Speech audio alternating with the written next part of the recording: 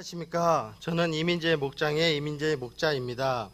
저는 전라도 작은 시골 마을에서 이남중 장남으로 고등학교 2학년 때까지 교회를 열심히 다니다가 사춘기가 오면서 반항이 생기면서 교회를 멀리하였습니다. 그러다 사회생활을 시작하면서 부모님의 품을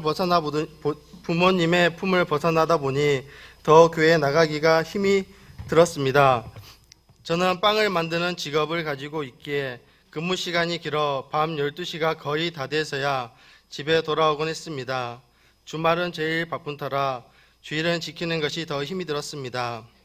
그러다 결혼을 하고 하안동 주공 아파트에 보금자리를 구하면서 광명에 살게 되었습니다. 시간이 흘러 큰 아이가 태어났고 쉬는 날 이마트를 가다가 길을 잘못 들어서 교회 앞을 지나가게 되었습니다. 그때 오병이어 교회를 처음 보게 되었습니다. 아내가 교회 너무 좋다. 우리 딸 저기 오이 어린이집 보내면 좋겠다고 하고 지나갔습니다. 말한 대로 현재 두 딸 아이는 오이 어린이집에서 행복한 원생활을 하고 있습니다. 그러던 어느 날 팔목이 너무 아파서 병원을 가게 되었습니다. 그런데 일이 너무 많이 해 왼쪽 인대가 헐었다는 것이었습니다. 산재를 받아 시술하면서 왼쪽 무릎 무립 찬 것도 같이 시술로 치료하였습니다. 한 달을 병원에서 쉬게 되었는데 그때가 9월 추석이었는데 아마 산지가 늦게 나오는 바람에 총 2달을 입원하게 되었습니다. 10월에 복귀였는데 11월에 복귀가 되었습니다. 일주일 먼저 퇴원하면서 집에서 쉬고 있는데 아내가 교회 같이 나가자고 해서 처음으로 오병이어 교회에 나오게 됐습니다. 아내는 교회 생활에 잘 적응을 하면서 정착을 하였고 저는 주일날 쉬는 것이 쉽지 않았고 한 달에 한두 번 정도 휴일을 맞추어 주일 순서를 지키게 되었습니다. 처음 교회 나온 날 예배가 끝나고 도로에서 혼자 담배를 피고 있었습니다. 그때까지 저는 술, 담배하는 생활하는 사람은 다 하는 거지라고 생각하며 세상에 빠져 있었습니다. 그런데 상위 목자 집사님이 웃으면서 껌을 주시며 남자 목장 집회가 있는데 같이 가지 않겠냐고 하시길래 그냥 네 하고 참석했습니다. 교회에 오면 목장 집회 드리고 그때 저의 기도 제목은 주일 성수 지키는 것이었습니다. 아내는 그때부터 교회를 열심히 다녔습니다. 3월 달에 아버지 생신으로 전라도로 내려가던 때 운전 중 전 신기한 환상 체험을 하게 되었습니다. 오전 11시 정도 고속도로에서 운전을 하다 제 앞에 환상으로 교회 옆을 이사하고 제가 장사를 하는 모습이었습니다. 환상을 체험하면서 너무 신기했고 영적인 세상을 알게 되었습니다. 저는 하루 기본 12시간, 많으면 16시간을 일했습니다. 남들보다 빨리 진급하고 싶었고 돈도 많이 벌고 싶었습니다. 베이커리를 하면서 막내때 무시당하고 멸시당하면서 이 꼴 저 꼴 안 보려고 빨리 높은 자리에 앉아야 되겠다는 생각에 열심히 했습니다. 그러다 보니 어느 순간 회사에서도 인정받고 최연소로 책임자 자리에 올랐습니다. 양식, 일식, 베이커리 일을 자유자재로 관리하게 되었습니다. 이 생활도 지긋지긋하고 편하게 돈도 더 많이 벌고 사람 관리하는 것도 지겹고 재미가 없었습니다. 제 생각에 더 올라가는 것이 사장이 되는 것이었습니다. 어린 나이에 책임자 자리에 오르니 세상 거만하고 교만했습니다. 지금 생각하면 참 부끄럽습니다. 깨닫게 해주신 주님께 감사드립니다. 주일날 저녁 예배를 마치고 쉬고 있는데 교회에서 전화가 걸려왔습니다. 내일부터 회사가 문을 닫는다고 하였습니다.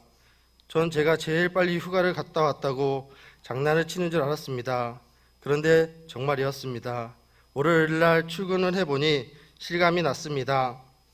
그러더니 갑자기 집주인이 전세 3천만 원을 올려달라고 했고 아내가 둘째 임신의 한 초기였는데 자연유산이 되었습니다. 한 방에 집, 직장, 아이를 잃었고 아내는 많이 힘들어했습니다. 저도 태어나서 이렇게 한꺼번에 문제를 겪어본 적이 없었는데 어떤 것부터 해결해야 될지 막막했습니다. 지금 생각해보면 돈과 명예만 따르고 교만하고 거만한 저를 다시 한번 깨닫게 해주시려고 한 방에 보내버렸던 것 같습니다. 그런데 그때 특별 새벽 기도회가 시작됐습니다. 하나님은 감사하게도 저에게 기도할 마음을 주셨고 그래도 한번 나가서 기도해보자 하고 특별 새벽 기도를 하던 중 집 문제가 해결돼서 광명선정 가까운 곳에 장막을 마련하였고 주일 성수 지키는 직장을 주셨습니다. 월급도 전 직장보다 월 50만 원이 오르게 되었습니다. 특세를 통해 저희 가정에 하나님의 살아계심을 나타내시고 믿음의 복을 주셨습니다. 이직한 직장은 삼청동과 청담동 사이의 베이커리 카페였습니다. 새벽 기도를 마치고 긴 출퇴근 시간을 이용해 담임 목사님께서 말씀하신 대로 기도 훈련집으로 기도를 하면서 찬송을 들었습니다. 하나님의 은혜로 베이커리 셰프로 들어간 회사의 모든 지원으로 프랑스 빵을 배우게 되었습니다. 1년 가까이 출근을 하다 문득 가게를 차리려고 했던 일이 생각났고 직장에서 배운 것을 토대로 베이커리 카페를 차리기로 결정했습니다. 그런데 가게를 오픈하면서 저는 하나님 중심이 아닌 세상 사람으로 점점 변해버렸던 것입니다. 저는 4시에 출근을 해서 밤 10시까지 일을 하고 청소를 하고 마감을 하고 나면 밤 12시가 되었습니다. 가게에만 진념하다 보니 새벽 기도는 조금씩 빠지게 되었습니다. 빵을 만든다는 이유로 4시에 매장에 나갔고 그러다 보니 영상으로 새벽 말씀을 듣기도 하고 기도 시간은 줄어들었습니다. 내 힘으로 성공해 보겠다고 나아가고 있었습니다. 그럴 때마다 하나님은 깨달으시라고 물질로 시련을 주셨습니다. 그러다 경영이 어려움이 닥쳐왔습니다. 3일 안에 2천만 원이라는 큰 돈을 내야 하는데 순간에서야 하나님을 찾게 되었습니다. 하나님께서는 정말 더 많지도 적지도 않게 딱 정확하게 2천만 원을 낼 수 있게 해주셨습니다. 재물을 내려고 하나님을 더 잘 섬기라는 하나님의 뜻을 헤아리지 못하고 이런 일이 해결되면 저는 또 다시 가게에만 매달렸습니다. 그럴수록 물질로 많이 힘들어졌습니다. 조금만 더 하면 될 것 같았습니다. 그런데 신기하게 더 나아지지 않았습니다. 가게에서 일을 하고 집에 또 잘 들어가지 않았습니다. 어느 날 아내가 휴대폰 요금을 내지 못해 핸드폰이 정지가 되어 다른 분이 내주고 교회에서 점심을 사 먹을 돈이 없어서 다른 분이 사주었다고 하고 딸 아이가 가장 좋아하는 오이 문화센터 발레 수업도 못 보낸다고 속상한 마음을 털어놓았습니다. 기름값, 보험료, 생활비, 기타 등등 가정에까지 물질의 어려움을 겪었습니다. 남편으로서 비참하였습니다. 그냥 세상에 나가서 돈만 많이 벌어다 줄까 하는 생각도 했습니다. 그러다 돈과 명예만 보고 지내다 한 방 맞은 것이 생각났습니다. 일에는 자신 있다고 큰 소리치고 하나님이 도와주실 거야, 세상을 따라가지 말자라고 했지만 정작 기도도 하지 않고 내 힘으로 해결하라는 교만하고 어리석은 행동을 하고 있다는 것을 그때는 깨닫지 못했습니다. 2년이라는 기간이 끝나고 건물주는 임대료 10% 인상을 요구했지만 하나님의 의뢰로 우리 가게만 인상 없이 1년이라는 재계약을 하였습니다. 그런데 계약을 하고 나서부터 일하기도 싫어지고 다 귀찮았습니다. 허무하기도 했습니다. 부정적인 생각이 많이 들었습니다. 그러면서 가게의 매출은 완전 반으로 줄어들었습니다. 지회도 안 들어가고 새로운 메뉴 개발하고 나름 열심히 노력했다고 생각했습니다. 하루 라면으로 겨우 때우며 오로지 일만 생각하고 열심히 했는데 허무하고 그의 일의 열정을 내려놓고 믿음 생활을 더 열심히 해야 했는데 그러지 못했습니다. 제일 좋아하는 금요초라도 빠지게 되었습니다. 일한다는 핑계로 솔직히 피곤하기도 했습니다. 그러던 중 주일 설교 시간에 담임 목사님께서 하나님이 싫어하는 행동 때문에 복을 못 받는다고 그 못된 습관을 고쳐야 복을 받는다고 하셨습니다. 전 그때부터 성경 말씀을 읽어야겠다고 생각하여 잠언서를 읽었습니다. 난생 처음 성경이 외워졌습니다. 처음이었습니다. 대저의인은 7번 넘어질지라도 다시 일어나려니와 지혜 있는 자는 강하고 지식 있는 자는 힘을 더하나니. 아멘. 이 말씀을 주방문에 말씀을 잘 보이는 곳에 크게 써놓고 마음을 다잡고 금요철야를 회복하고 기도 생활을 다시 시작하였습니다. 놀라운 건 제 마음에 감사 또 감사, 그냥 좋은 일만 있을 것 같고 상황은 바뀌지 않았는데 평안하고 잘 될 것만 같았습니다. 그냥 감사했습니다. 내 힘으로 되지 않는다는 것, 세상 지식으로 안 된다는 것, 항상 겸손해야 한다는 것, 내가 아무리 발버둥 쳐도 하나님이 도와주시지 않으면 안 된다는 것, 세상으로 나가려고 하면 할수록 더 힘들어진다는 것, 정말 지금까지 모르던 큰 깨달음을 주셨습니다. 아직 깨닫지 못한 저를 깨닫게 하시려고 1년을 더 가게를 하게 하셨구나 생각이 했습니다. 그리고 저에게는 버리지 못한 습관이 있었습니다. 그것은 바로 담배였습니다. 교회를 나오면서 술은 한 방에 딱 끊게 해주셨는데 담배는 되지 않았습니다. 담배를 핀다고 고백을 했을 때 저를 보는 시선들 때문에 시험이 들 뻔한 일도 있었습니다. 하지만 하나님께서 시험을 들지 않게 해주셨습니다. 담배를 끊으려고 처음으로 병원도 가보고 참아보고 보건소도 가보았지만 제 힘으로는 도저히 안 됐습니다. 그러던 중 마가의 다락방 기도에 참석하여 기도를 마치고 가려는데 전도사님께서 3일 금식을 해보라고 하셨습니다. 저는 한 끼 금식도 겨우 성공하는데 3일이라뇨. 이 말씀을 듣는 순간 아무 말도 못하고 귀가 엄청 빨개졌습니다. 귀가 터지는 줄 알았습니다. 금식이 힘이 들었던 이유가 바로 담배 때문이었습니다. 습관이 무섭다고 3일은 자신이 없었는데 말 못하고 있는 저를 보시고 하루만이라도 하시라고 하셔서 그냥 바로 네 했습니다. 그런데 옆에 있던 목장원이 3일을 금식하겠다고 하는데 속으로 나도 해야 되나? 엄청 갈등이 심했습니다. 그런데 머릿속에서 계속 3일 금식, 4일 금식, 아니면 5일 금식, 이 중에서 해야 된다는 생각이 떠나지 않았습니다. 계속 생각이 났습니다. 그래도 그 중에서 3일이 제일 낫겠다 싶어 3일을 결단하였습니다. 배가 고파 보니 담배가 사치였다는 것을 깨달았습니다. 기도회 중에 하나님께서 기뻐하는 일을 하면 어떤 걸 하고 싶냐는 질문에 저는 담배를 끊고 제가 하나님께 받은 은혜를 간증하겠다고 한 적이 있습니다. 그런데 이번 3일 금식 기도를 통하여 하나님께서 저의 기도를 응답해 주셨습니다. 할렐루야.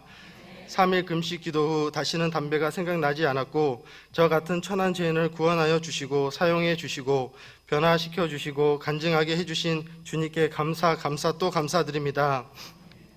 가게는 2월 말까지 정리를 하였습니다. 21일 특별 새벽 기도 기간 교회에서 머물면서 기도하여 나아갈 길을 응답받으려고 합니다.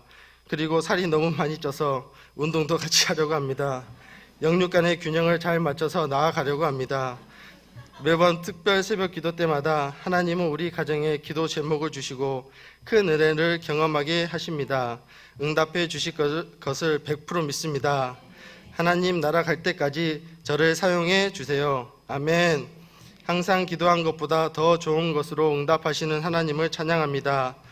전도 사례를 발표하겠습니다. 전도의 전자도 모르던 저에게 전도사님은 사업장 전도를 해보라고 하셨습니다. 전도지를 사업장에 두고 오고 가는 손님께 전하고 손님께 교회 나간 후 변화된 삶을 간증하라고 하셨습니다. 그러면서 틈틈이 버스 정류장에 나가서 전도지를 돌렸습니다. 그런데 열매는 없었습니다.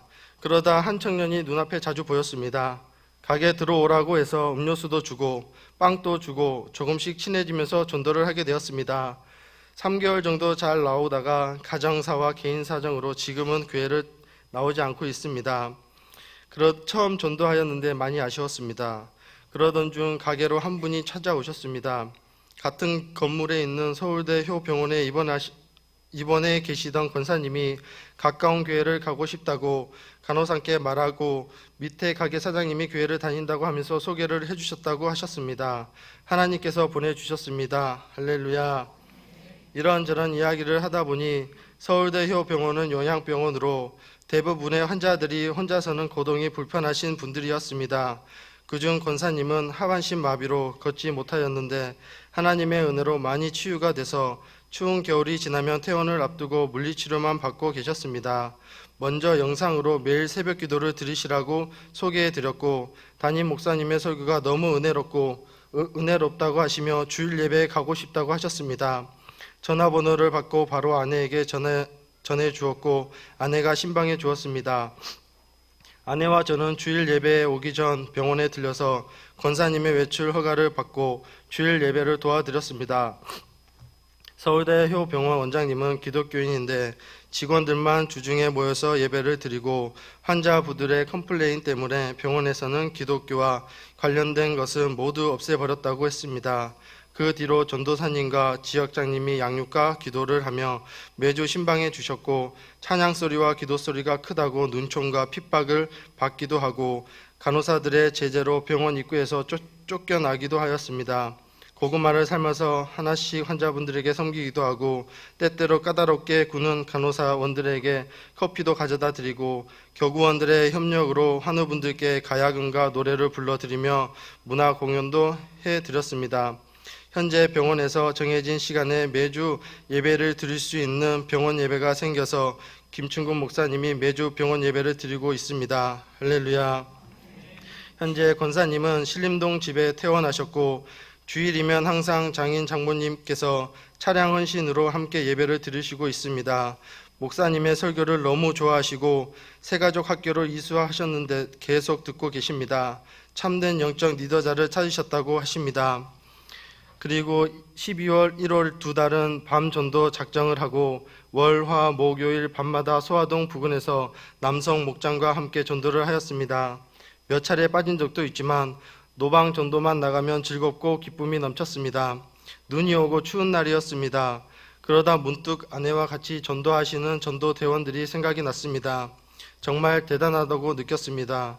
몇 년째 매일 하시는 분들도 있는데 고작 두 달 가지고 부끄럽기도 하고 앞으로 많이 도와주어야겠다고 생각했습니다. 목사님께서 아내 말을 잘 들어야 나이 먹어서 밥 얻어먹을 수 있다고 하신 말씀이 생각났습니다. 그동안 하나님의 일을 제쳐두고 하나님의 일은 기도로 하는 것이라고 하였는데 목장원을 인간적인 방법으로만 대하고 다 때가 있다고 하며 여유가 없다는 핑계로 하나님이 보내주신 영혼들을 돌보지 않았습니다. 목자의 사명 감당하지 않고 영적인 게으름과 방치한 죄들을 회개하는 마음입니다.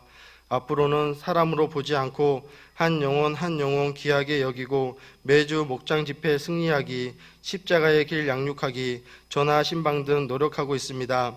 2018년도 저희 목장은 2명의 하인 목자 파송 비전을 세우고 기도하고 있습니다.